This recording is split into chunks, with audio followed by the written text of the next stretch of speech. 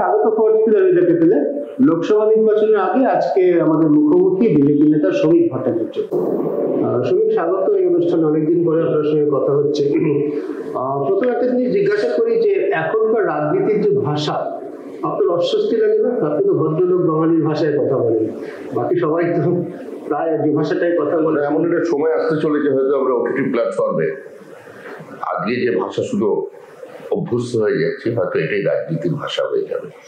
কারণ সার্বিকভাবে আমি যখন থেকে রাজনীতি শুরু করি বা আপনি যখন থেকে সাংবাদিকতা শুরু করেন, তখন একটা নির্দিষ্ট রাজনীতির ন্যারেটিভ ছিল, একটা রাজনীতির ভাষা সংস্কৃতি ছিল, এবং রাজনীতিতে মূলত যে চর্চাটা ছিল সেটা মতাদর্শগত একটা সংঘাত বা কিছু কর্মসূচি দিয়ে একটা পাল্টা কর্মসূচির পরিকল্পনা। কিন্তু এখন সেটা নেই। এখন চোর বাজারে চৌকিদারি, সকাল থেকে রাত পর্যন্ত কেউ কাউকে একটা দুর্নীতির বিরুদ্ধে অভিযোগ করবে, তারপরে সাংবাদিকতা বলতে সেটা রিয়াকশনে আসবে। মানে মোটামুটি সাংবাদিকতাটা এখনই বাইট ক্যাচারের জায়গায় চলে এসেছে। ফলে রাজনীতিতে আর বাগ্মিতার যুগ নেই, বক্তৃতার যুগ এসে গেছে। সেটাও ঠিকঠাক ভাবে হয় না। এটা সামগ্রিকভাবে এত তাড়াতাড়ি পশ্চিমবঙ্গে একটা দশকের মধ্যে এই যে পরিবর্তনটা এসেছে, এটা কিন্তু অন্যান্য রাজ্যে, আমি অনেক রাজ্যের কাছ থেকে দেখে, আমি মানে হিন্দি স্পিকিং রাজ্যের কথা বলছি, সাউথ ইন্ডিয়া নিশ্চিতভাবে এতটা হয়নি। এটা কেন হলো? এটা মানে আমাদের রাজনীতিতে সম্পূর্ণ, যেটা আপনি বলছেন যে মতাদর্শের কোন জায়গা এখন প্র্যাকটিক্যালি নেই, একটা আদর্শের লড়াই সে জায়গা নেই, পুরোটাই এসে গিয়েছে কে কাকে কত খারাপ কথা বলতে পারে এবং কে কিভাবে সেটা মানুষকে বিশ্বাস করাতে পারে যে আমি মূল কারণ হলো একটা দীর্ঘদিন একটা লেফট হেজিমনি ছিল, এবং মানুষ একটা সরকার দেখতে দেখতে অভ্যস্ত হয়ে গিয়েছিল। আর বামপন্থী, বিশেষ করে তাদের নেতৃত্বে যে সিপিআইএম ছিল, মানে আমরা রাজনীতির যে ভাষাটা বুঝি, মিটিং মিছিল, একটু টাসল, মানে শরীরী ব্যাপার স্যাপার থাকে, থাকে, কিন্তু বামপন্থী কর্মীদের যে এজ গ্রুপটা ছিল, মানে যাদের বয়স 30 থেকে 40, যে সময়টা এগুলোর মধ্যে ইনভলভ হতে পারে ছাত্ররা, তারা যখন জন্মেছে, তারা বামফ্রন্ট জমানাতেই জন্মেছে। মানে তারা পুলিশের জিপের পিছন থেকে রাজনীতি করেছে, উল্টো দিকে দাঁড়িয়ে পড়েনি। ফলে যে মুহূর্তে পরিবর্তনটা হয়ে গেল, সেটাকে ধরে রাখবার মতো এই যে দীর্ঘদিন ক্ষমতায় থাকা সিপিআই এই মুহূর্তে তাকে পরে মনে ভেঙে ফেলবে, একটা কারণ। দ্বিতীয় দিক হচ্ছে, তৃণমূল ক্ষমতায় আসার আগে পর্যন্ত তাদের কাছে একটাই রাজনৈতিক মন্ত্র ছিল, সিপিএম বিরোধিতা, সিপিএম বিরোধিতা এবং সিপিএম বিরোধিতা। ফলে যেদিন সিপিআইএম ক্ষমতা থেকে চলে গেল, তাদের পলিটিক্যাল বা আইডিওলজিক্যাল স্ট্যান্ড পয়েন্ট যেটা, সেটা ডাইলিউটেড হয়ে গেল। তখন তারা যে ন্যারেটিভটা নিয়ে এলো, সেটা হলো একটা 34 বছরের মৃত সময়ের অটোপসি, কাটাছেঁড়া শুরু করে তারা চালালো, সেটাকে ছায়া হিসেবে রাখলো। আর কার্যত সেই সময় যে অপোজিশন স্পেসটা, সেটা বিজেপি প্রথম 5 বছরে আমরা নিতে পারিনি হিসাব মতো ধরতে গেলে। এই পোলারাইজেশনটা ভাঙলো 2014 সালের সেপ্টেম্বর মাসে। ধীরে ধীরে আবার একটা নতুন বামফ্রন্ট আর কংগ্রেসের জোট তৈরি হলো, আবার 2016 একটা অন্য ধরনের মেরুকরণ তৈরি হয়ে গেল পশ্চিমবঙ্গে। ফলে সার্বিকভাবেই যেটা তখন শুরু হয়ে গেল, যে তৃণমূল এসে বলে দিল, মানে ঘোষিত ফিলোসফি হয়ে গেল, জো জিতা ও সিকান্দার, বুথে লিড দিতে হবে। তখন পলিটিক্সটাই হয়ে গেল লিডের, এবং অপোজিশন কার্যত থাকলো না। কারণ একটা পলিটিক্যাল পার্টি যদি কোনো নির্দিষ্ট মতাদর্শ ছাড়া face the time as it comes এই অবস্থান থেকে রাজনৈতিক ময়দানে অংশগ্রহণ করে, এবং স্বাভাবিকভাবেই তার যেটা পরিণতি হয় সেটাই হচ্ছে এখন। কারণ আর তো তার কাছে অন্য কোনো বক্তব্য কিছু নেই। সে বলেছিল আমি উন্নয়ন করব, মানে বিভিন্ন ধরনের কিছু স্লোগান, প্লেইং টু গ্যালারি, এগুলো ছিল। কিন্তু সমস্যাটা তৈরি হয়ে গেছে সম্পূর্ণ অন্য জায়গায়, যে প্রতিক্রিয়ার কারণে মতাদর্শহীন, নির্দিষ্ট কর্মসূচিহীন কোন রাজনৈতিক শক্তি যদি রাষ্ট্রীয় বা রাজ্যের ক্ষমতায় চলে আসে, তাহলে তার পরিণতি এটাই হয় যেটা তৃণমূল কংগ্রেসের হচ্ছে। এটা একদম স্বাভাবিক একটা রাজনৈতিক প্রক্রিয়া, এটাই রাষ্ট্রবিজ্ঞান, না হলে এটাই সমাজ বিজ্ঞান, না হলে ওই দুটো মিথ্যা হয়ে যাবে। যদি তৃণমূল এই জায়গা থেকে ফিরতে পারে, ফেরা সম্ভব নয়। আমি এটা তোমার সঙ্গে আপনার সঙ্গে সম্পূর্ণ একমত যে তৃণমূল যে মুহূর্তে ক্ষমতায় চলে এলো, সিপিএম বিরোধিতা, সিপিএম কে হটানোর কাজটা শেষ হয়ে গেল, সেই মুহূর্তে রাজনীতির মতাদর্শগত শূন্যতা তৈরি হলো। বিজেপি তো কেউ পছন্দ করুক বা না করুক, এটা গভীর মতাদর্শ নিয়ে রাজনীতি করে। বিজেপি ভারত সম্পর্কে, দেশ সম্পর্কে, সমাজ সম্পর্কে, বৃহত্তর ভারত সম্পর্কে খুব নির্দিষ্ট ভাবনা আছে, সেই লক্ষ্যে ধীরে ধীরে এগোনোর কাজটা করে। বিজেপির একটা সমস্যা হচ্ছে, পশ্চিমবঙ্গে অনেকে বলবেন যে এখনো ঠিক বাঙালির পার্টি হয়ে উঠতে পারেনি। গত 50 বছরে পশ্চিমবঙ্গ শাসন করেছে বাংলার দল, তৃণমূল কংগ্রেস একেবারেই বাংলার দল। আর বামপন্থী বন্ধুরা শুনলে দুঃখ পাবেন, কিন্তু সিপিএম ও বঙ্গতে সিপিএম কার্যত একটা বাংলার দল ছিল। বিজেপি কিন্তু বাংলার দল এখন কিভাবে উঠতে পেরেছে?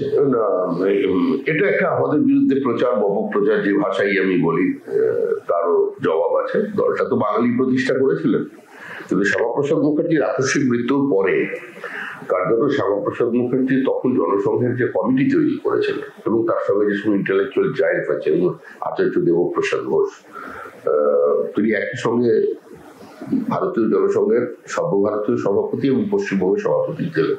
শারীরিক কারণে তাকে সরে আসতে হয়। কিন্তু শ্যামাপ্রসাদের মৃত্যুর অব্যবহিত পরেই তার কমিটির মধ্যে অনেক অধ্যাপকরা ছিলেন এবং তাদের মধ্যে অধিকাংশই ছিল দক্ষিণ কলকাতা। কার্যত তাদের ভীত সন্ত্রস্ত করে, মানে এক প্রকার কংগ্রেস কাউকে দলে যোগ দেওয়াতে বাধ্য করে, কাউকে রাজনীতি থেকে নিষ্ক্রিয় করে দেয়।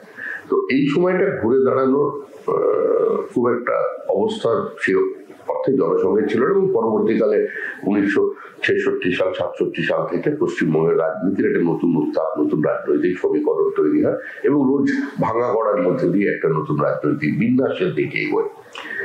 এরপরে লালকৃষ্ণ আদবানির নেতৃত্বে যখন পার্টি উইথ দ্য ডিফারেন্স, তখন একটা দেশে নতুন সমান্তরাল ভাবে দুটো অবস্থান চলছিল। এক, নেহরুভিয়ান সোশ্যালিজম থেকে আমরা বেরিয়ে আসছিলাম ডক্টর মনমোহন সিং, নরসিমহা রাওয়ের হাত ধরে, এবং আমরা সেটাকে সমর্থন করে বলেছিলাম this is the beginning of the end of licence quota আর্বিট্রাজ।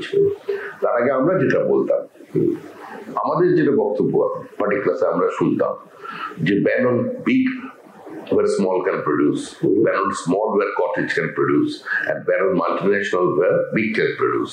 তো এটা আমাদের ঘোষিত অবস্থান থেকে আমরা কিন্তু সরলাম, কারণ পৃথিবীকে তখন একটা গ্লোবাল ভিলেজ, আমরা জানলা দরজা বন্ধ করে বেঁচে থাকতে পারতাম না। আমরা আমাদের অবস্থান পরিবর্তন করেছি, পৃথিবী বদলেছে। 96 দশকের পর থেকে মানুষের হাতে টাকা এসেছে, কিন্তু একটা তখন বিতর্ক তৈরি হয়েছিল দেশে, কালচারাল ন্যাশনালিজম ভার্সাস সেকুলারিজম। এটা কিন্তু চলেছে দীর্ঘদিন ধরে।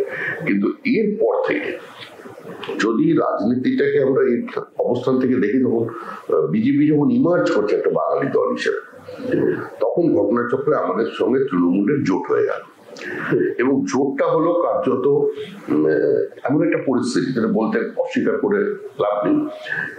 একটা কস্ট অফ ঘটনাচক্রে দুটো দলই চেয়েছিল বলেই তো জোট হয়েছিল। দুটো দল চেয়েছিল বলে জোট হয়েছিল, কিন্তু নিঃসন্দেহে জোর করে বিয়ে দেওয়ার মতো কেস না, জোর করে বিয়ে দেওয়ার মতো হয়নি, কিন্তু কিছু কিছু সময় বাবার কথা মেনে পড়ে শেষ পর্যন্ত মানে রাজি হয়ে যায় মালা বদলে, সেরকমই কিছুটা হয়েছিল এই কারণেই, মানে at the cost of BJP West Bengal. কারণ আমরা কোনো শহরের সিট লড়তে পারিনি, যে জায়গাগুলো আমাদের সাপোর্ট বেস ছিল সেগুলো তৃণমূল লড়েছিল। দমদম আমাদের ছেড়ে দেওয়া হয়েছিল এই কারণেই, কারণ দমদম দুর্ভেদ্য বাম দুর্গ, যেটা সম্ভব নয়।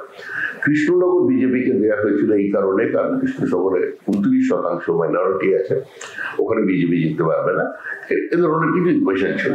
এই জোটের কারণে আমরা একটা বড় ধাক্কা খাই এবং তারপরের যে পরিস্থিতিটা, কেন্দ্রে বিজেপি সরকার চলে যায়, এনডিএ সরকার চলে যাওয়া, দীর্ঘদিন কংগ্রেসের অবস্থান, মমতা বন্দ্যোপাধ্যায় রাজনীতি থেকে উত্থান, আর এটা অত্যন্ত স্বাভাবিক। নির্দিষ্ট একটা পলিটিক্যাল স্পেসের জন্য যদি সমান্তরাল ভাবে দুটো রাজনৈতিক শক্তি একসঙ্গে যায়, তো যার গ্ল্যামার বেশি, যার নেতার সংখ্যা বেশি, পরিচিত মুখ বেশি, মানুষ তাদের মেনে নেবে। সেটা হয়েছিল। আমরা এমন জানি বলতে চাইছি যে আপনাদের সাপোর্ট বেসটা তৃণমূল কংগ্রেস খেয়ে নিয়েছিল না, আমাদের সাপোর্ট বেস তৃণমূল কংগ্রেস খেয়ে নিয়েছিল সেটা অন্য কথা। মানুষ একটা সময় সিপিআইএম কে হারানোর জন্য ভোট দিয়েছিল। আমাদের ভোট পার্সেন্টেজ অবিশ্বাস্যভাবে কম হয়ে গিয়েছিল। মানে আমাদের যত খারাপ রেজাল্ট হোক আমাদের সংগঠন বাড়ার পরে 6 নিচে নামি 11.66 পর্যন্ত আমরা গিয়েছিলাম। বহু এমন আসন ছিল যেখানে আমরা 20%, 27% ভোট পেয়েছি। আর বেলা শেষে যারা ন্যাশনালিস্ট ভোটার থাকে তাদের একটা হয়, সারা বছর মুখে বিজেপি করলে ভোট দিতে যখন যাচ্ছি বিজেপিকে দেবো তো সিপিএম বেরিয়ে যাবে। তো এটা একটা এফেক্ট করেছিল। কিন্তু আমরা যখন পোলারাইজেশনটা ভেঙে দিয়েছিলাম, আজকে নতুন বাইনারি তৈরি হয়ে গেছে। এখন যতদিন না পর্যন্ত তৃণমূল হারছে ততদিন কিন্তু পশ্চিমবঙ্গের তৃতীয় শক্তি ওঠার কোনো জায়গা নেই। আর এটা বিপজ্জনক ভারতবর্ষের রাজনীতির ক্ষেত্রেও, যে কোনো ডেমোক্রেসিতে একটা তো অপোজিশন থাকে। কার্যত এই মুহূর্তে ভারতবর্ষের কোনো অপোজিশন নেই। কংগ্রেসের পরিণতি এটা হতো, কারণ যদি তৃণমূলের সঙ্গে তুলনা করা যায়, এখন কংগ্রেস সংঘবদ্ধভাবে কোনো নির্দিষ্ট আইডিওলজি থেকে স্বাধীনতার পর থেকে চলে। ওই কংগ্রেসও ঠিক সময় যেরকম সময়ের সঙ্গে তাল মিলিয়ে নিজের একটা অবস্থান করেছে, এবং একই সঙ্গে কংগ্রেসের দলের আভ্যন্তরীণ গণতন্ত্রই বলা যায়, কিংবা কংগ্রেসের একটা স্টাইল অফ ফাংশনিং বলা যেতে পারে, কিংবা স্ট্র্যাটেজি বলা যেতে পারে, কংগ্রেস বুঝতে পারে যেটা কংগ্রেসের মধ্যেই 2-3টে মত সবসময় থাকে এবং সেই মতগুলো প্রকাশ্যে থাকে। ফলে কংগ্রেস এটা একটা কংগ্রেসের নির্দিষ্ট স্টাইল। তো সেটাও ফলে কি হচ্ছে যে একটা সময় ছিল কংগ্রেসের ভোট ব্যাংক ছিল হরিজন ভোট ব্যাংক গান্ধীজির নামে, কিন্তু দেখা গেল যখনই ওই মন্ডল কমিশনের কে নিয়ে দেশে উত্তাল হয়ে গেল, তখন ধীরে ধীরে যারা লোহিয়াপন্থী সমাজবাদী ছিলেন, সমাজবাদী বলে যারা পরিচিত, তারা কিন্তু সমস্ত শিখিয়ে তুলে দিলেন, বইপত্র তুলে দিয়ে তারা একদম ওই সোশ্যাল ইঞ্জিনিয়ারিং নামে বিভিন্ন কাস্ট ইকুয়েশনের মধ্যে ঢুকে পড়লো, এবং সেটা সবচেয়ে বেশি ধাক্কা দিয়েছে কংগ্রেসকে। আমাদের একটা হোলিস্টিক অ্যাপ্রোচ আছে, আমাদের নির্দিষ্ট চিন্তা ভাবনা আছে। তুমি বলতে পারো যে আজ থেকে ঠিক 15 বছর আগের বিজেপি কর্মী আর আজকের বিজেপি কর্মী একটা মৌলিক পার্থক্য আছে, যেটা অস্বীকার করতে পারি না। যেমন এর আগে একটা শব্দ ছিল জয় শ্রীরাম, সবচেয়ে আলোচিত শব্দ।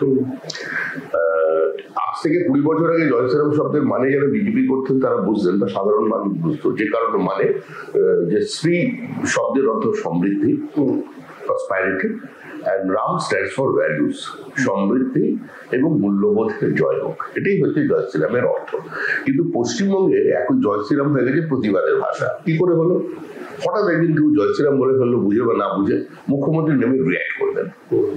তো এই যে মানুষকে দেখলি, একজনকে দেখলি জয় শ্রীরাম বলে চিৎকার করা, তো এটা ঠিক রাজনীতির পরিভাষা নয়। কিন্তু এখন এটা রাজনীতি হয়ে গেছে। আমি একটু এই বিষয়টা আসবো। অপোজিশনের কথা আপনি বলছেন যে অপোজিশন থাকা দরকার, গণতন্ত্রে বিরোধী দল থাকা দরকার। তো বিরোধী দল মুক্ত দল শাসন ব্যবস্থা, মানে রাষ্ট্র ব্যবস্থা গড়াই তো লক্ষ্য। এটা ইডি, সিবিআই এটা আপনি করে সমস্ত বিরোধী দল, প্রধান বিরোধী দল কংগ্রেসের অ্যাকাউন্ট ফ্রিজ করে দেওয়া হচ্ছে।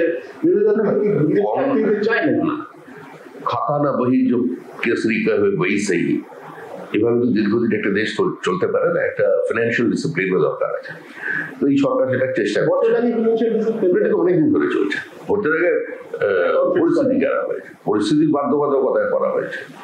এখন প্রতিহিংসার রাজনীতি কংগ্রেসের থেকে অন্য সকলকেই শিখতে হবে, আমরা শিখিনি এখনো।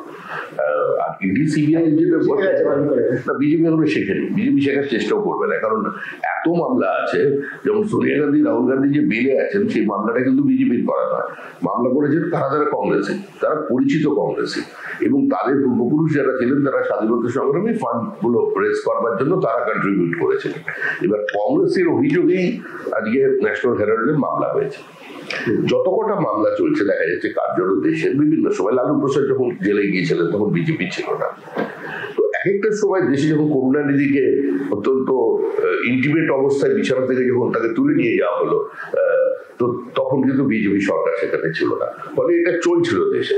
এটা পরিস্থিতিটা তৃণমূল সম্পূর্ণ বদলে দিয়েছে, এবং ইডি, সিবিআই তো কার্যত সবচেয়ে বড় অস্বস্তির কারণ হয়েছে আমাদের।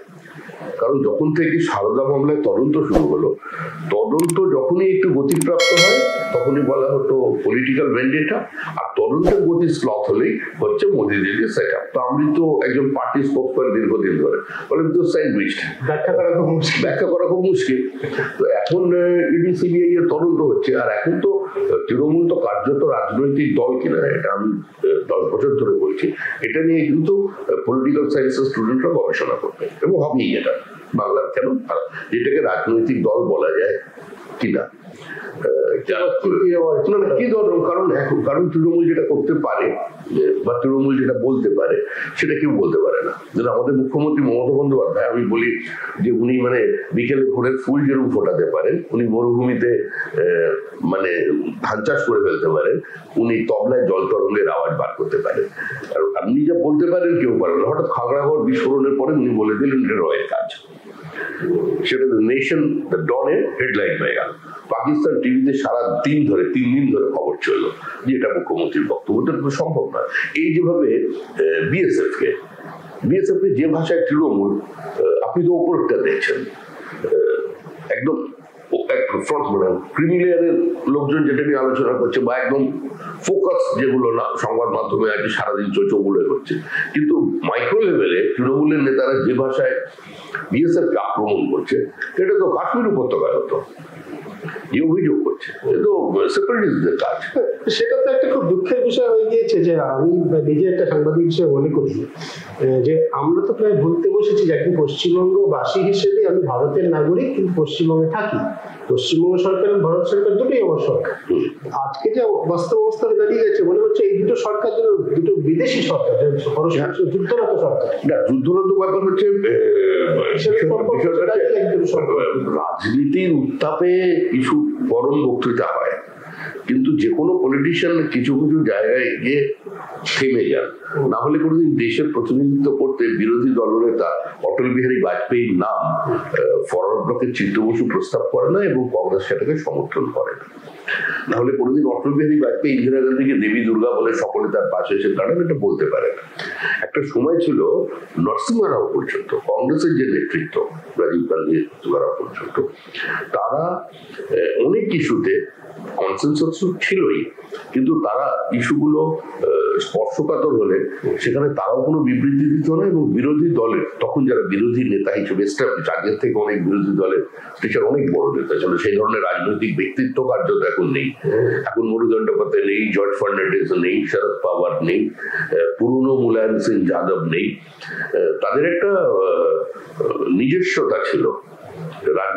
সোমনাথ চ্যাটার্জি নেই, বামপন্থী নেতাদের মধ্যে যদি আমি ধরি, তারা বিভিন্ন জায়গায় কিছু কিছু ইস্যুকে দেশের প্রয়োজনে বিরোধ থাকা সত্ত্বেও তারা চুপ করে থাকছে। কিন্তু এখন তো সেটা হচ্ছে না। মেঘালয়ের যা বর্ণনা দেওয়া হচ্ছে বিভিন্ন এতে, এটা কি কোনোদিন কংগ্রেস জমানা শুধু উত্তপ্ত চলবে? উত্তর পূর্ব ভারতের সমস্যা আগে নতুন কিছু নয়, বিশেষ করে বিদেশি রাষ্ট্র সম্পর্কে, বিদেশ নীতি বিষয় বরাবরই বিভিন্ন মধ্যে এটা মোটামুটি ঐক্যমত্য ছিল যে বিষয় কখন দেশ বিরোধী কথা বলা হবে না, দেশের একটাই ভয়েস থাকে, এবং সেটা এখন সেটা নেই, সেটা অত্যন্ত দুর্ভাগ্যজনক। আমি একটু অর্থনীতি প্রসঙ্গে আসি। আপনি যেটা বললেন অত্যন্ত সঠিক কথা, যে অর্থনৈতিক দিক থেকে নরসিংহরাও জমানার যা করা হচ্ছিল তার সঙ্গে বিজেপি আদর্শগতভাবে যা চাইতো তার খুব একটা বিরোধ নেই। অর্থনৈতিক ক্ষেত্রের মতো আরো অনেক ক্ষেত্রে কার্যত এখন কোনো বিরোধ নেই, বিশেষ করে অর্থনৈতিক ক্ষেত্রে যেমন ডাইরেক্ট বেনিফিট ট্রান্সফার রাজ্যগুলো করছে, কেন্দ্রীয় সরকার করছে, এসব ক্ষেত্রে খুব একটা মৌলিক কোনো পার্থক্য নেই। তাদের রাজনীতির লড়াইটা কি হয়ে যাবে, কি মন্দির তৈরি হবে কি হবে না, শুধু সেটা দিয়ে মন্দির তৈরি হবে তো আমাদের ঘোষিত এজেন্ডা। এটা তো আমরা নতুন কিছু করিনি, আমাদের ওটা ছিল, কারণ আমরা বরাবরই বলে এসেছি এটা মন্দির নতুন করে বলার প্রয়োজন, এটা মন্দির মসজিদ সংঘাত নয়। এটা যে কারণে সাবেকি সোভিয়েত রাশিয়া 60-এর দশকে পেট্রোগ্রেডের বিভিন্ন চার্চ গুলোকে রিনোভেট করেছিল আক্রমণের ক্ষতচিহ্ন মোছার জন্য, ঠিক একইভাবে আমাদের এখানে রাম মন্দির তৈরি হবে। তখন একটা খুব ভালো কথা চলতো, স্লোগান বিরোধীদের ভালো লাগতো শুনতে, যে মন্দির ওই বানায়েঙ্গে মগর তারিখ নেই বাতায়েঙ্গে, মানে কোনোদিনই হবে না। যাকে এখন হয়েছে, এটা তো আমাদের একটা প্রচিত অবস্থা, কিন্তু এটা খুব একটা ইস্যু নয়। এখন যেটা হচ্ছে এই ডাইরেক্ট ফান্ড ট্রান্সফার এর জায়গায় মূল সমস্যা বা সংঘাতটা কোথায়? সংঘাত হচ্ছে একটা জব কার্ড আছে 1,20,00,000 টাকাটা তো আসছে, আপনার রেশন কার্ড আছে, আমার রেশন কার্ড আছে, আপনি রেশন দেন না, আপনি রেশন দিন না, কাগজে কলমে কিন্তু রেশনের টাকা খরচা হচ্ছে। আপনি যদি ধরে রাখেন যে ভারত সরকার বা যে কোনো সরকার 300 টাকা করে মান্থলি সাবস্ক্রাইব করছে, আর সেখানে যদি একটা 1.5 কোটি ফলস রেশন কার্ড থাকে, দুর্নীতি করার কোনো প্রয়োজন নেই। এই টাকাটাকে যদি ঠিকভাবে বুকে এন্ট্রি করা যায়, এন্ট্রি করে বার করে নিয়ে চলে যায়, তাহলে তার পরিবারটা কত। এখানে যে রেশন স্ক্যামটা হয়েছে, এটা স্বাধীন ভারতের ইতিহাসে যদি টাকার অঙ্ক করা যায়, ওই সমস্ত উইন্ডফল গেম, ওই এই সমস্ত শব্দ আছে, ওই সমস্ত বাদ দিলে, কাল্পনিক তত্ত্ব 2G 3G নিয়ে যা যা হয়েছে সবগুলো বাদ দিলে শুধু ফিজিক্যালি দেখা যাচ্ছে ভিজিবল একটা পয়েন্ট থেকে 20,000 কোটি টাকা ট্রান্সফার হয়ে গেছে ফরেস্ট কোম্পানিকে, তার পেপারস আছে, ডকুমেন্টেড। তো এটা যদি একটা পয়েন্টে হয়, সর্বক্ষেত্রে এটা হয়েছে। পশ্চিমবঙ্গের ক্ষেত্রে যেটা হয়েছে সেটা ভয়াবহ। পশ্চিমবঙ্গ বামপন্থীদের কারণে এটা কিন্তু একটা রাজনৈতিক সমাজ তৈরি হয়েছে। মানে কোন প্রতিবাদ, আমি যদি একজন বামপন্থী হই, মানে কথার কথা বলছি, আমি একজন বামপন্থী কর্মী বামপন্থার বিরোধিতা না করে যে শুধু শুধু শাসক দলের বিরোধিতা করে, তাকেও কিন্তু একটা অন্য দৃষ্টিতে দেখা হতো। সেটা থেকে মানুষ এই বাধ্যতার সংস্কৃতি থেকে মুক্তি চেয়েছিল, একটা রাজনৈতিক সমাজ তৈরি হয়েছে। আর এখন যেটা হয়েছে, এটা খোলা বাজার হয়ে গেছে, এটা খোলা বাজার। এই বাজারটা চলতে পারে না, মানুষ এই বাজারটাকে শেষ করবে। তাহলে আজকে একটা রাজ্য, যে রাজ্যে পরিযায়ী শ্রমিক আসতো, আজকে সেই রাজ্য সবচেয়ে বড় পরিযায়ী শ্রমিকের প্রডিউসার। আমাদের কারণে, মানে আমাদের এই রাজ্যের কারণে, অর্থনীতি হোক, রাজ্য চলার পরিকল্পনার কারণেই হোক, আজকে বেঙ্গালুরু সেকেন্ড স্পিকিং ল্যাঙ্গুয়েজ হচ্ছে বেঙ্গলি। 14,60,000 অফিসিয়ালি বাঙালি ছেলে মেয়ে সেখানে কাজ করছে। আপনার বাড়ি যেখানে বিধাননগর, বা আমারও বাড়ি যেখানে, সেটা কার্যত একটা বৃদ্ধাশ্রম, সমস্ত লোকই বাইরে। তো এটা তো কোনো একটা রাজ্যের পক্ষে অবস্থা দীর্ঘদিন চলতে পারে না। আর যেটা আমরা বৃদ্ধি বলছি, যেটা দেখতে পাচ্ছি, যেটা কিছু কিছু ব্যবসা ক্ষেত্র আছে পশ্চিমবঙ্গের মধ্যে দিয়ে সেটা হয়, সেটা সার্ভিস সেক্টর, র্যাপিড আরবানাইজেশন আছে, গ্রাম থেকে শহরের উপরে চাপ আসছে। এখনো আমাদের এখানে প্রচুর বসতির অভাব আছে, ফলে ছোট ছোট প্রমোটিং করছেন, ডেভেলপমেন্ট আছে। কিন্তু যেটা সবচেয়ে বড় পশ্চিমবঙ্গের ক্ষেত্রে ভয়াবহ একটা দিক, শুধু রাজনীতিকে দোষারোপ করলে চলবে না, একটা প্রতিবাদ করবার অবস্থায় কিন্তু কেউ নেই, কোনো সিভিল সোসাইটি নেই। আমি বলতে চাচ্ছি এই যে পলিটিক্যাল সোসাইটি, সিভিল সোসাইটির কথা হলো, পলিটিক্যাল সায়েন্স সিভিল সোসাইটির খুব নির্দিষ্ট অর্থ আছে, মানে যে পলিটিক্যাল সোসাইটি অর্থ হচ্ছে সিভিল সোসাইটি, যারা রাজনীতিতে যুক্ত হয় সরাসরি, কিন্তু সামাজিকভাবে সক্রিয় না, সচেতন নাগরিক সমাজ বলা যেতে পারে। পশ্চিমবঙ্গে যখন রাজনৈতিক পরিবর্তন হলো 2011 সালে, তখন কিন্তু প্রচুর মানুষ নানা জগৎ থেকে, আমি সবাই জানি, অভিনয় জগৎ, শিক্ষার জগৎ, শিল্প সাহিত্য সংস্কৃতির জগৎ, তারা এসেছিলেন তৃণমূল কংগ্রেসের পাশে দাঁড়িয়েছিল। বিজেপির পাশে সেরকম কাউকে দেখা যায় না, কেন বাঙালি বিদগ্ধ সমাজকে কেন দেখা যায় না? প্রথম কথা, আমরা এই বিদগ্ধ সমাজে বিশ্বাস করি না যে বিদগ্ধ সমাজ নন্দীগ্রামের গুলি চালনাকে সমর্থন করে রাস্তায় হেঁটে তারপরে আবার বিদগ্ধী রূপে এই মুখ্যমন্ত্রীর পাশে দাঁড়িয়ে পড়ে। আমরা এগুলি চাইছি না, হয়তো দুর্ভাগ্যের, বা তারা সেলিব্রিটি নন, বা তাদের নির্দিষ্ট একটা রাজনৈতিক বোধ আছে, বা রাজনৈতিক কমিটমেন্ট আছে, নির্দিষ্ট বিচার আছে। শুধু তো বিজেপির পাশে যে দাঁড়ানো হবে না, বিজেপির মতাদর্শগত দিক আছে। আর আরো একটা দিক, কিছু জিনিস তো আমরা বোঝাতে ব্যর্থ হয়েছে। আমরা হিন্দুত্ব বলতে কি বোঝাই, কি বুঝি, বা আমরা আমাদের কালচারাল ন্যাশনালিজম বলতে আমরা কি বোঝাই, আমাদের বিরোধিতাটা কেন, সেই বিরোধিতা আমরাও তো কিছু জায়গায় অক্ষম, বোঝাতে আমরা পারিনি। নিজেদের যে আমাদের দুর্বলতা, সেটা আমরা স্বীকার করছি। আমাদের দুর্বলতা আছে, আমাদের সীমাবদ্ধতা আছে। একই সঙ্গে মানুষকে বোঝানোর কথা ছিল, আপনাদের জন্য জনপ্রতিনিধি এতজন এমএলএ রয়েছেন, এমএলএ ব্যাপারে রয়েছেন, তারা কি সবাই বোঝেন যে মতাদর্শের ভাষায় আপনি কথা বলেন, সেই ভাষায় কি তারা কথা বলেন? না, মুশকিল হচ্ছে, আমরা মুসলিম বা সুবিধা যেটাই বলুন, আমরা একটা 2008 সাল থেকে সারা দেশের রাজনীতির একটা পরিবর্তন আসে। এই পরিবর্তনটার একটা অন্য পরিভাষা তৈরি হয়েছে, মানে today's religion is democracy and today's politics is development. কার্যত এই ভাষাতেই সারা পৃথিবীর সোশ্যাল ওয়েলফেয়ার স্টেট গুলো চলছে। ভিতরে নিজস্ব কিছু আন্তর্জাতিক সংঘাত, নিজেদের টানা পড়ুন, কারো ফার্টাইল ল্যান্ড দখল করা, কারো মাইন্স দখল করা, সেই নিয়ে যুদ্ধ, এটা সব মানুষের কাছে স্পষ্ট এই প্রজন্ম চায়। আর এই প্রজন্মের যে অ্যাপ্রোচ টু লাইফটাও কিন্তু চেঞ্জ হয়ে গেছে। সেটা সারা পৃথিবীতে কনজুমারিজমের প্রভাবেই তারাই স্টালিন ট্রটস্কির বিবাদ নিয়ে ঘন্টার পর ঘন্টা আমাদের যুগের মতো আলোচনা করতে চায় না, ফলে তারা পরিবর্তন হয়ে গেছে। তো এই জায়গা থেকে দাঁড়িয়ে আমরা সমাজের বিভিন্ন জায়গা থেকে মানুষ নিয়েছিলাম। আমরা তো কুমোরটুলি থেকে লোক অর্ডার দিয়ে আনতে পারবো না। যারা এখানে অ্যাভেলেবেল ছিলেন, যারা আমাদের থেকে একটু ইনক্লাইন্ড ছিলেন, তাদের আমরা নিয়ে করেছি। অনেকে দলে সম্পৃক্ত হয়ে গেছে। অনেকের কাছে রাজনীতির মানেই হচ্ছে ক্ষমতার সঙ্গে সম্পৃক্ত থাকা, বা তাদের অলিন্দে স্বচ্ছন্দ থাকাটাই জীবনের একমাত্র লক্ষ্য। তারা চলে গেছেন। আবার আমরা তো এই দলই আছি, 1% ভোট থেকে পার্টি দেখেছি। না, সেটা অনেক, সেটা আপনার ধারাবাহিকতা নিয়ে কোনো প্রশ্ন কেউ করতে পারবে না, সেটা আমি এতদিন 12 বছর ধরে দেখছি। কিন্তু আপনি যে ওই যে আগে বললেন যে জো জিতা ওই সিকান্দার, যেটা কংগ্রেস তৃণমূল ঘোষণা, কংগ্রেস থেকে অনুরাগ ঘোষ যে কথাটা খুব ব্যবহার করেন, আমরা আগেও ব্যবহার করেছি। সেই কাজ যারা করতেন, আমি যদি আপনাদের দলের তার কথা বর্তমান বিরোধী দল শুভেন্দু অধিকারী, ঠিক মমতা ব্যানার্জি অগ্রগণ্য সৈনিক ছিলেন। 2013 সালে পঞ্চায়েত নির্বাচনের পর মুর্শিদাবাদ মন্ডলতে ভোটে হারা সত্ত্বেও তৃণমূল যে জেলা পরিষদের ভোটগুলো দখল করতে পারলো, এই পদ্ধতিতে করা হয়েছিল। তো সেই পদ্ধতির যিনি কারিগর, যিনি অগ্রণী সৈনিক, কারিগর নয়, যে দলে সে থাকবে। এখন আমি যদি কালকে বিজেপি ছেড়ে দিই, আমি যদি কালকে কোনো বিশেষ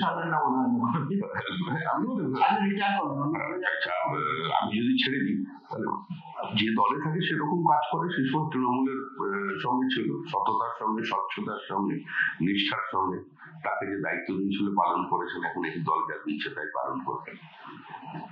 চমৎকার ব্যাখ্যা। আচ্ছা, একটা ভোটের কথায় আসি। ভোট যখন একদম সামনে, এবার কটা আসন পাবে বিজেপি বাংলায়? পশ্চিমবঙ্গে এবার বিজেপি প্রাপ্ত আসনের সংখ্যা 24-এর পর থেকে গোনা শুরু হবে। 24-এর পর থেকে 25-1, 26-2 এরকম। গত বছর আসলো, তার মধ্যে গত বছর ছিল 2% 1%, 2%। আমি নিজে 53,000 ভোটে হেরে গিয়েছিলাম একটা মিটিং এর বলে। সারা রাজ্য জুড়ে বামপন্থীরা 7% ভোট পেয়ে গেল, দমদমে পেয়েছিলেন 14%। তার একটা নির্দিষ্ট কারণ ছিল, সে ব্যাখ্যায় আমি যাচ্ছি না। কিন্তু খুব ন্যারো মার্জিনে আমরা আরো কয়েকটা সিট হেরে যাই। যেদিন আমাদের একটি সংবাদ মাধ্যমের ইন্টারভিউতে অমিত শাহ বলেছিলেন যে আমরা পশ্চিমবঙ্গে 22টি আসন, সেদিন কার্যত আমাদের দলের পশ্চিমবঙ্গে আমরা যেন রাজনীতি করে আমাদের মধ্যে অনেকেই বিশ্বাস করে। সংবাদ মাধ্যম তো নয়, কার্যত এটাকে একটা লাফিং স্টক বানিয়ে ফেলেছিল আমাদের। তখন তৃণমূল নতুন স্লোগান তুলে আসলো 2021, 2019 বিজেপি ফিনিশ 42-42। প্রথম আমাদের বিশ্বাস হয়নি, কিন্তু আমার মনে হয়, আমি যতদিন রাজনীতি দেখছি, আজকের যে রাজনীতি, মানে স্বাধীন ভারতবর্ষের ইতিহাসে সবচেয়ে বড় পলিটিক্যাল স্ট্র্যাটেজিস্ট হচ্ছে অমিত শাহ। আমি উত্তরপ্রদেশের নির্বাচন যখন আপনারা সাংবাদিক হিসেবে কভার করেন, আপনি বহুবার এরকম কভার করতে গেছেন, আমি আপনাকে টেলিফোন করে জিজ্ঞেস করছি কি বুঝছেন। এরকম বহু ঘটনা আছে 25 বছর 30 বছর ধরে, এরকম অনেকের সঙ্গে যোগাযোগ করছি। কিন্তু আমি বাঙালি অধ্যুষিত এলাকা বাংলায় বক্তৃতা করার জন্য আমি সারা ভারতবর্ষের এমন কোনো জায়গায় বাঙালির আছে আমি যাইনি, এরকম কোনো জায়গা নেই। এবং সেই সময় তো কনস্টিটুয়েন্সি বাঙালির পাশে কনস্টিটুয়েন্সি হিন্দি স্পিকিং অফিস তো একটাই। তো আমি উত্তরপ্রদেশের নির্বাচনটা খুব কাছ থেকে দেখলাম, এবং এটা কোনোদিন ভুলবো না। আমি কোনো নেতার নাম আগে করে কাউকে অস্বস্তিতে ফেলতে চাই না। আমার সঙ্গে বহু দিকপালের কথা হয়েছিল, ব্যক্তিগত ছোটবেলা থেকে আমার চেনেন কথা হচ্ছে আমাদের দলে। আমাদের দলের কিছু নেতা অফিসে বসে বলছেন, अरे सरकार तो बन जाएगी 190 से 195, बीएसपी को लेना आया। আবার কিছু বললেন, মানে আমি কাউকে 200 পেরিয়ে যাবে এই কথা বলতে শুনি। আমি নির্বাচনটা লড়া দেখলাম, এবং নির্বাচন যখন শেষ তখন তার কিছু বলে না। আর ওখানে আমাদের মধ্যে পশ্চিমবঙ্গে ফলস কিছু গরম স্টেটমেন্ট করে রাখতে হয় না, এই কাজের তাহলে বুথে এজেন্ট বসবে না, ভয় পেয়ে যাবে। এই পরিস্থিতি তো উত্তরপ্রদেশে নেই, কর্মী সংঘর্ষ এরকম বেশি। অমিত শাহ একটা প্রেস কনফারেন্স দেখলাম, সব শেষ। তিনি বললেন বিজেপি 325টা আসন পাবে, এবং লোকসভা নির্বাচনের থেকে এই সময় পর্যন্ত রাজনীতির খুব একটা পরিবর্তন হয়নি, এবং উত্তরপ্রদেশের মানসিকতার খুব একটা পরিবর্তন হয়নি। ঠিক যেভাবে ওই 22টা পাবে বিজেপি বলেছিলেন, সেটাও কেউ বিশ্বাস করেনি, ওখানেও সেই কথাটা কেউ বিশ্বাস করে, কিন্তু সেটা হয়েছিল। আমাদের এখানে আমরা 18 আটকে গেলাম, আমরা 22টাই পেতাম। যেটা ভুল হয়েছিল সেটা আমাদের সাংগঠনিক ব্যর্থতা বা আমাদের কিছু বিশ্বাস করার ভুলের কারণে হয়েছিল। এবার অমিত শাহ একটা টার্গেট বেঁধে দিয়েছে, 35 টার্গেট। এটা অবিশ্বাস্য মনে হচ্ছে, কিন্তু বিশ্বাস করুন এই মুহূর্তে পশ্চিমবঙ্গের মানুষ, এমনকি তৃণমূল কংগ্রেসেরও, তৃণমূলকে ক্ষমতা থেকে সরাতে চায়। বামপন্থীদের ভিজিবিলিটি গত নির্বাচনের থেকে বেড়েছে, কিন্তু বামপন্থীদের যে মানসিকতা দিনের শেষে যেরকম মার্কস এঙ্গেলস বুঝে যত লোক সিপিআইএম, তার থেকে অ্যান্টি কংগ্রেসিজম বা কংগ্রেস হাটাবে, কংগ্রেসী অত্যাচার, তার থেকে সংখ্যাটা বেশি ছিল। সেই রসায়নটা কিন্তু গ্রাসরুট লেভেলে কাজ করছে। মানে আমি পঞ্চায়েতে গিয়ে যত সিপিএম এর ফ্ল্যাগ দেখলাম, আমাকে বললাম এত ফ্ল্যাগ তো ভালো, তো সিপিএম ভালো রেজাল্ট করবে এখানে।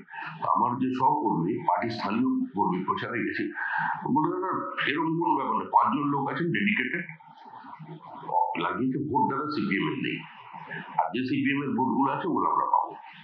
মানে প্রত্যেকে আমি তৃণমূলকে হারাতে চাইছে। এটা আর এই একটা ভাষা চলে না যে বাম রাম এর ভোট, ওদিকে ভাবে কিছু হয় না। হারাতে চাইছে বুঝলাম, কিন্তু আজকাল তো রাজনীতি যেমন মুখ কেন্দ্রিক, যেমন নরেন্দ্র মোদী মুখ সারা দেশে, তাকে তার নাম করে ভোট চাওয়া হচ্ছে। পশ্চিমবঙ্গে একই জিনিস, মমতা কেন্দ্রিক, সেখানে মমতা ব্যানার্জির হয়টা মুখটা কোথায়, বিজেপির তার তো মুখ নেই। এই নির্বাচন তো লোকসভা নির্বাচন, মমতা বন্দ্যোপাধ্যায় এই নির্বাচনটাকে, না আমি শুধু আমি বলছি, আপনি বলছেন রাজ্য সরকার নির্বাচন, না না আমি সেটাই বলছি, এই নির্বাচনটা লোকসভা নির্বাচন। আপনি গত 2 মাসে আজ পর্যন্ত তৃণমূল কংগ্রেসের রাজনৈতিক বক্তৃতা শুরু, এটা কোনো জায়গায় এই যেটা 543টা আসন আছে, একটা এত বড় দেশ আছে যেখানে একটা সরকার তৈরি হতে চলেছে, নরেন্দ্র মোদীকে হাঁটিয়ে দেওয়া হবে, এর আপনি কোনো শব্দ একটা এক লাইন শুনতে পাবেন নেই।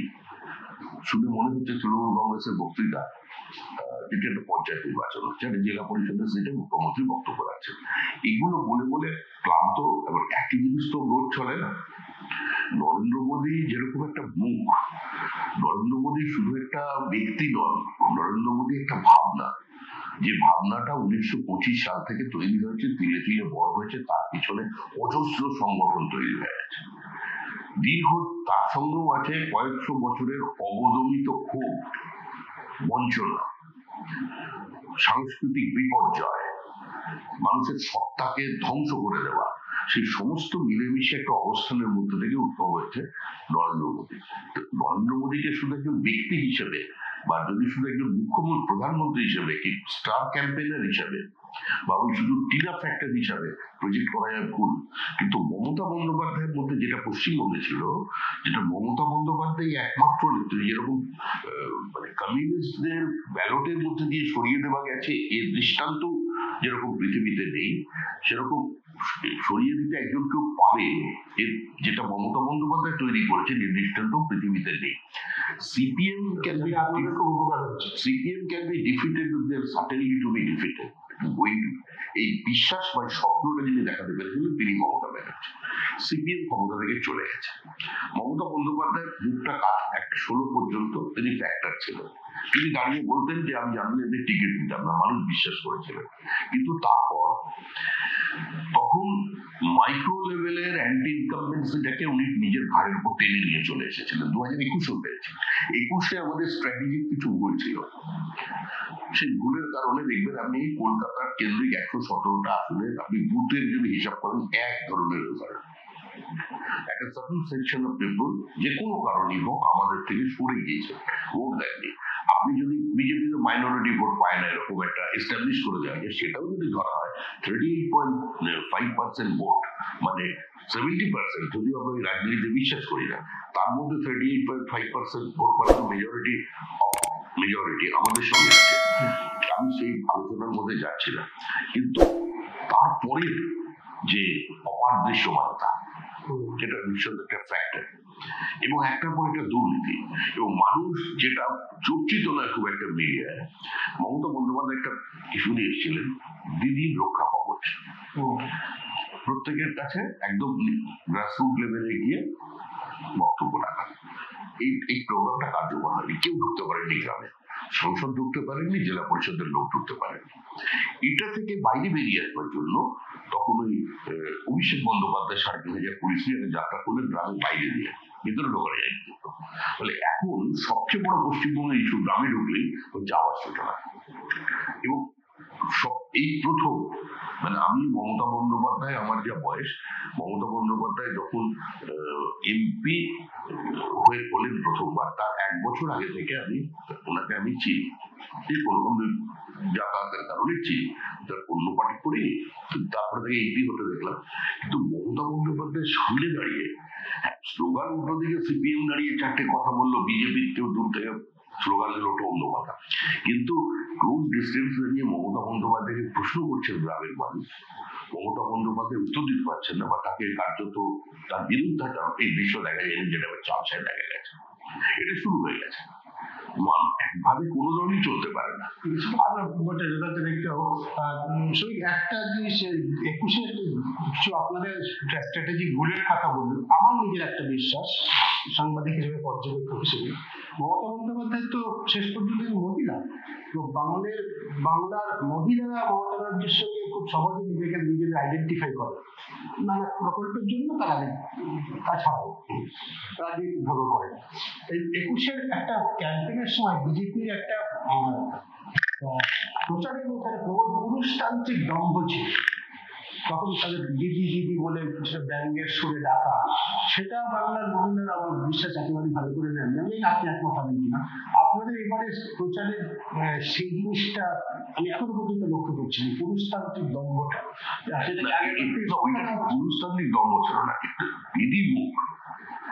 দিদি নেতৃত্ব দিচ্ছেন, তিনি বলছেন 294টা আসলে প্রার্থী আছে, ভুল ভ্রান্তি হয়ে গেলে ওদের ছেড়ে দিয়ে ওদের আমি সাহায্য করে দেবো, আমি সুতরাং তাকে আক্রমণ করা হবে। এখন রাজনীতিতে মজা থাকবে না, রাজনীতিতে একদম রস শূন্য হয়ে যাবে, এটা তো এবার তো চলে। এখন তো দেখছি কোনো একটা কার্টুন যদি হয়, সেটাও মনে হয় যে কদিন বন্ধ করে দেবে, যে এটা করা যাবে না, এটা আমাদের বিকৃত রুচির পরিচয়। সামান্য কথাতে ভুল ধরা হচ্ছে। যে এই দিলীপ ঘোষ মজা করে বলেছেন, আরে কমিশনে গেছে দিলীপ ঘোষের বিরুদ্ধে, মানে বললাম সাহস নিয়ে আরে এখানে ফেস মেশোর বাড়ি চলে গেল। এটা তো আমার শুনে বেশ মজা লেগেছিল, বেশ সুন্দর, আমার খুব এনজয় করেছিলাম যে এতদিন ভালো ডায়লগ দিয়েছে দিলীপ ঘোষ। কিন্তু আমি দেখলাম পরে, আমি ঠিক এই ছেলে যখন এসে বসলাম, সেটা নিয়ে প্রচুর প্রশ্ন শুরু হয়ে গেল। আস্তে আস্তে তো অন্তত সেই জন্যই বলছি যে ওটিটি প্ল্যাটফর্মের ভাষাটা যে রাজনীতির ভাষা হতে চলেছে, এটা কাঙ্ক্ষিত নয়, থেকে বেরিয়ে আসুক, এটা আপনিও চান, আমিও চাই।